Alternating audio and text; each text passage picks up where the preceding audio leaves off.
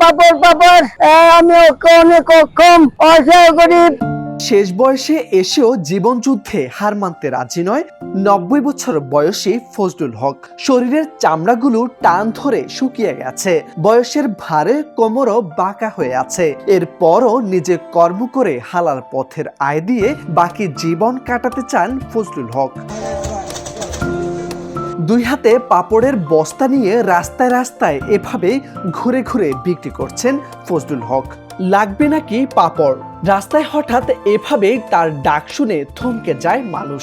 যে বয়সে হাঁটাচলা করা দুষ্কর, সেই বয়সে তিনি জীবনের তাগিদে বয়ে বেড়াচ্ছেন সংসারের ভার। আমি বর্তমানে ওখান থেকে এসে একটু সাধারণ ভাবে বাড়িঘর করে আমি এখন বর্তমানে অসহায়ের জন্য আমি পাপড় বেচা চলতেছি। গ্রামগঞ্জ ও শহরে ছোট থেকে বড় সবার মুখরোচক খাবার পাপড় ভাজা। সাধারণত মেলার মাঠ, সিনেমা হলের সামনে, পূজা পার্বণে, অস্থায়ী বাজার, খেলাধুলা ও সাংস্কৃতিক অনুষ্ঠান কিংবা ধর্মীয় মাহফিলে পাপড় বিক্রির ধুম পড়ে। আর সাহায্য সহযোগিতা করবেন, আমি কোনো সময় হাত বাড়ায় চলি না।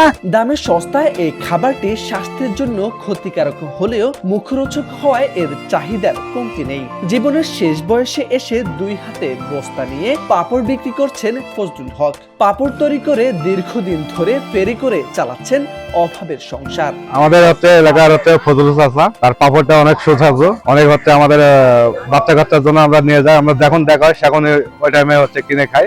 বাজারে আসছি, চাচার পাপড়টা নিয়ে খাচ্ছি, অনেক সুস্বাদু এবং অনেক ভালো।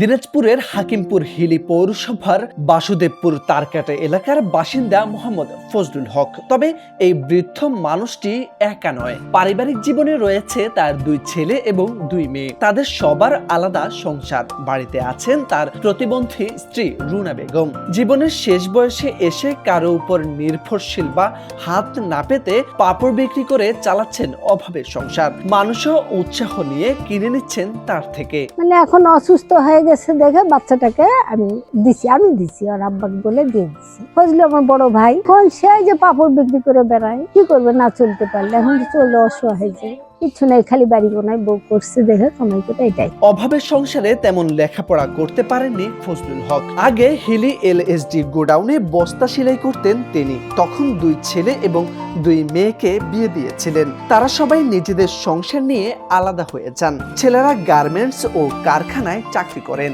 তারা প্রতি মাসে যে টাকা দেয় তাতে ঠিকমতো চলে না সংসার। তাই শেষ বয়সে এসে পাপড় বিক্রি করে সংসার চালাচ্ছেন ফজলুল হক।